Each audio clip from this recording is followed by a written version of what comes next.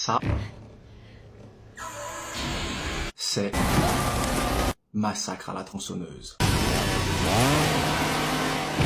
Voici quelques anecdotes, fun facts, clins d'œil que vous ne connaissez pas sur le film Massacre à la tronçonneuse disponible sur Netflix. Restez bien jusqu'à la fin de la vidéo parce que la dernière anecdote, elle est incroyable. Dès le début du film, on a ce panneau qui nous annonce une population de 1974 habitants. C'est un clin d'œil au premier opus de la saga qui est sorti en 1974. En arrivant dans la ville, nos personnages remarquent un drapeau suprémaciste à une fenêtre et décident de l'enlever. Et en allant pour l'enlever, on remarque dans un coin de la pièce tout simplement Leatherface qui est assis et qui ne bouge pas. Le personnage de Sally était présente dans le tout premier film sorti en 1974 et dans celui-ci, quand elle reçoit l'appel pour lui dire que Leatherface est revenu, elle se trouve tout simplement dans la grange où a été tourné le film Rambo.